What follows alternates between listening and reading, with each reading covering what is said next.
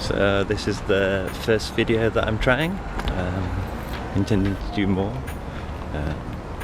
So testing, seeing whether it works, holding the camera down here, whether my arm's gonna get achy. I'm walking through Manchester. And feeling maybe the little bit of a shakiness with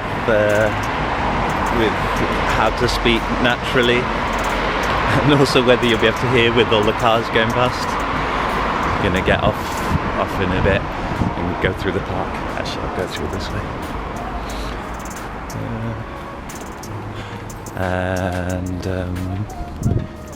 Wanting these videos to be a space to explore some deeper resonances, intimacy with the universe. I'm realizing that there's always something that's arising from within, some teachings from the deeper self, or some revealing that are happening. And sometimes my mind's lost to catch up with these blossomings and unfoldings.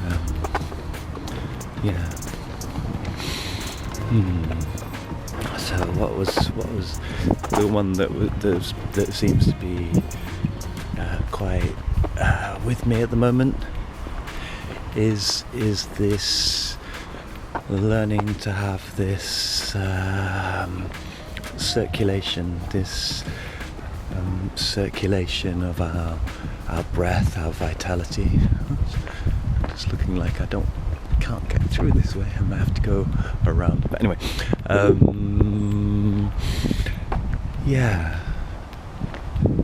realizing that the way that I circulate my energy is the way that I relate to all things, like the way I relate to money, to food, to sex, to vitality, and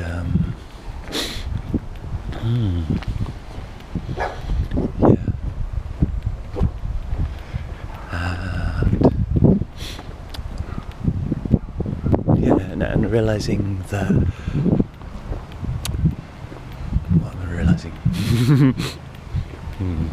realizing that still feel a little bit not fully at ease talking on a camera compared to walking with a friend.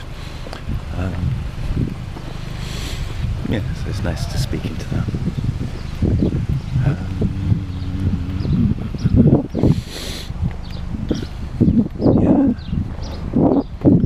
So I'm feeling this deepening learning to hear myself, to offer my sounds to my own body, for my masculine to fall in deeper love and intimacy with my body, with my feeling nature.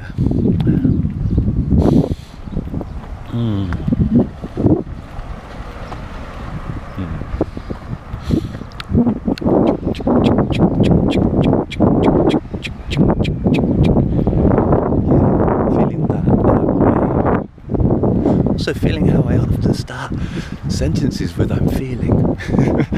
Am I feeling? Am I thinking? I don't know. Or maybe I'm both. At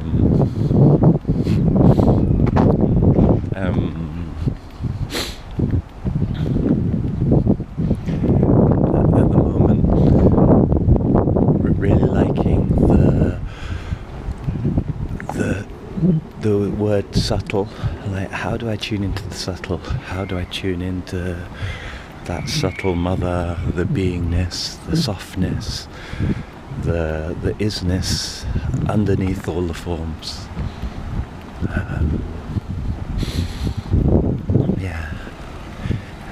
And that subtle mother is the mother of is the mother of love, you know. All love comes from her, all forms come from her. It's like things don't start off in the loud, they start off in the depths, the sacred darkness, the womb, the subtle waters of creation, and rise up to blossom, to express her unfathomable beauty. And with back to that, the circulation, realizing that it's a circulation of our beauty, our vitality, the mystery of our life force, our love.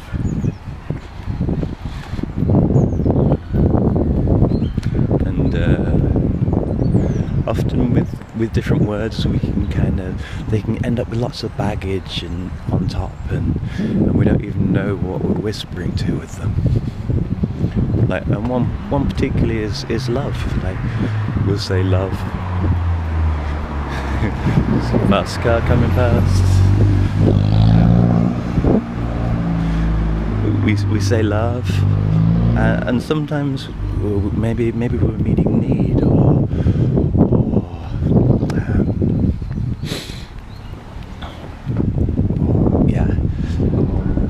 I don't know what else we're meaning by, but like there feels like there's lots of other things put on top of the word love. So feeling into like, what's it like if we put a different word in there, like beauty, or innocence, or presence, and these different words, which also will end up with all the baggage on top of them as well. But maybe these different words can also help whisper to something, some deeper aspect of that. And knowing that for me, I need to, with each word, I need to really kind of come into intimacy with what they mean inside me. Like almost like a somatic, experiential understanding. And that my intimacy with each thing is influenced by the stories or the beliefs I have around that word or that concept, recognizing it's not a case of me getting rid of the stories or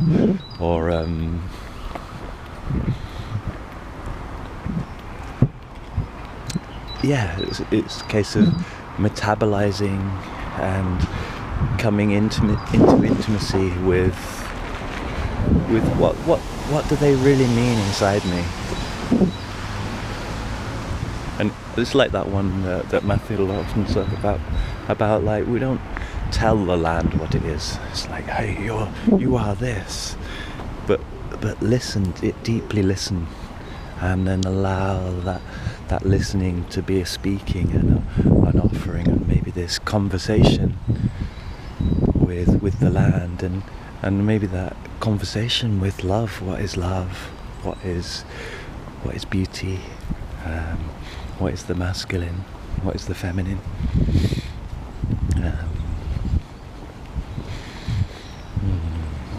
And really feeling today that simplicity of like relaxing my nervous system, dropping down into being the beauty, the safety of softening, and also the complementary one of that, of the energizing, the being able to rise up into charge, vitality,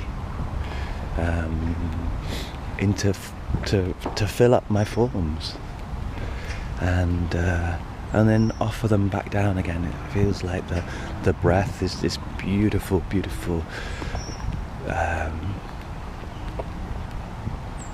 living being that we all are, and maybe the breath itself is the love, is the beauty. been playing with like, oh, rather than how do I get rid of this mind, how do I surrender my mind, it's like, well, actually, what do I surrender the mind to? I surrender the mind to that which it already is. And maybe the mind is the breath. You know, when I soften the mind and recognize it's the breath, sometimes with just breathing there can be such a wisdom before it's even come up into words or into forms. This vast wisdom of the energy body of the universe. So I love how the breath is both the kind of energizing and the relaxing. It's like we're rising up with the filling up of the breath, up into spirit, up into light, into the Sublime Father. And as we offer our breath and soften our breath back down into our belly, back down into the mystery, back down into the subtle mother. And it's through our heart, through each of our chakras. And the breath of love, breath of peace is filling up each of our forms. Maybe at the bottom of the breath, as we've breathed out, it's in its pure innocence, in its pure beauty, in its nakedness. And maybe as we breathe in and fill up, it's like we fill up each of the forms like some beautiful clothes that we're putting on. And maybe it's like we fill up even more, the clothes become more and more refined as they come up into the light of spirit. And each of those clothes and those forms, they're like also like the stories and beliefs. And it's like, as we fill them up and breathe them more fully up, they can become more refined. They can tell a more beautiful story, a more beautiful seeing of the beauty that was the subtle, was the mother, was the nakedness of our being. And then as we've filled up, we can offer that love all the way back down, that awareness, that awness. It's interesting that the awness, the awareness, or awareness, and offering it back down to that beauty and that wonder. And then there's another word, which is the attention. Sometimes we can fight with our attention, but attention is our attention. And can we fully breathe up into its fullness, its vitality, and offer that attention as an intention to back down into the mama, into the subtle mother, into the beauty. So it's kind of like this constant circulation of our breath, and realizing that I can only do my own breath. I can only do my filling up and my emptying down breath. Nobody else can be my out breath for me. Nobody else can be my in breath for me. And sometimes maybe I can see somebody else fully breathe in, and it can inspire me to. But they can't do it for me. Okay? And so. And realizing that in relationships, often I've played that one. I was like, I'll be the strong, I'll be the in breath, and I'll offer it to your out breath. And that's a nice game to play, but I can't. It's only a resonance, really. I can't actually be the in breath for somebody else, and somebody else can't be the out breath for me. They can show me the beauty of that softening down, so that I can recognize that inside myself. But they can't do it for me any more than I can do the in breath for them.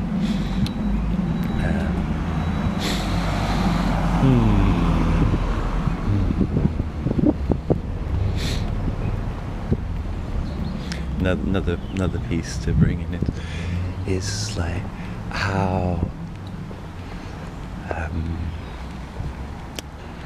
my judgments or my ways of seeing things actually affect my soma, my body. It's like somebody else's way of seeing me affects their body. You know, I could choose to agree with their way of seeing me, and then it would affect my body. But really, what affected my body was my inner masculine's way of seeing what stories I told. And I feel the same one for judgments.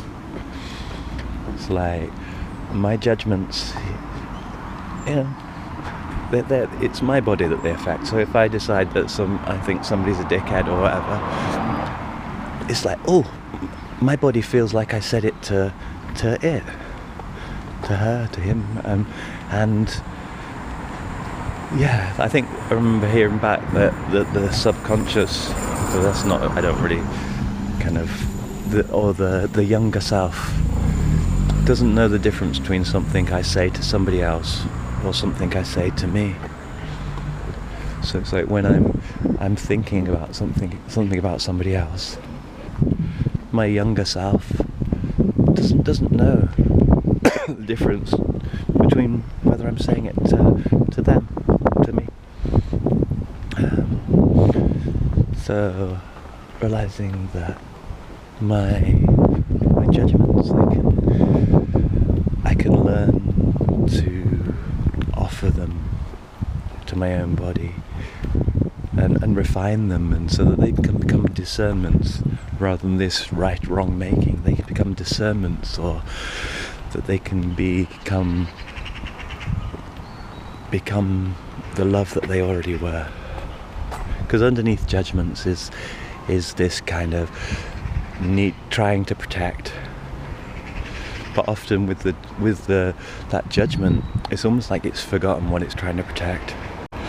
And so it's like, as I remember what it's trying to protect, my protection, rather than the judgment, can be like a boundary, a loving boundary, the beautiful vitality of anger that's offered in devotion to myself, to my innocence, rather than a blaming or a telling off.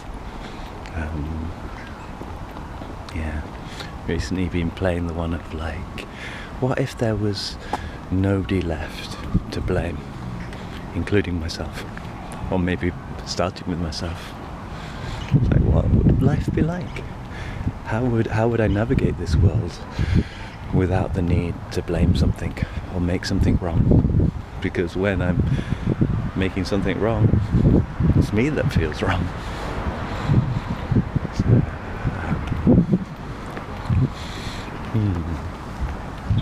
And also linking in with that, the forgiveness.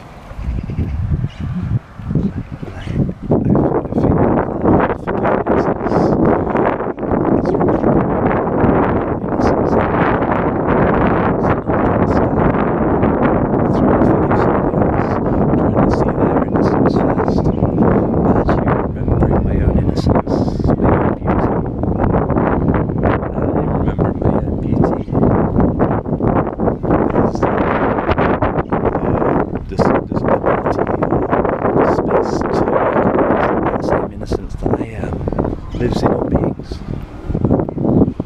So if they've done something unkind, it was just out of innocence and out of their own pain. And so forgiving myself first.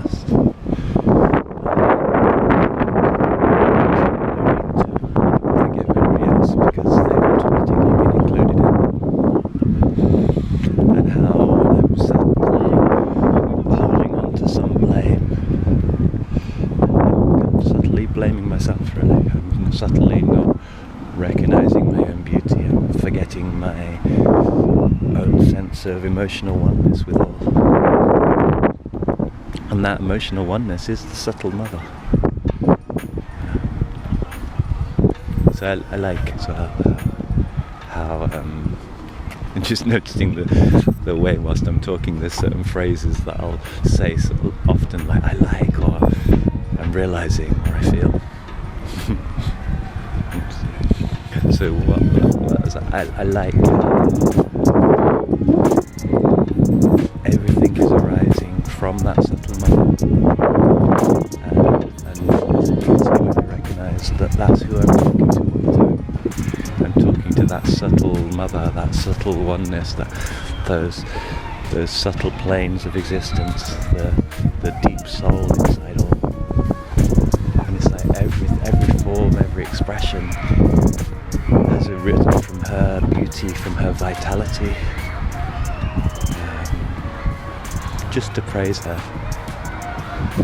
And I love that I think there's some tradition where they have one of the names for God is the one who listens, and I feel that subtle mother is the one who listens, and from her deep listening, from her deep mystery, from her deep eros, all is birthed and returns in that cycle of the seasons back to her again, back to the place where they never left.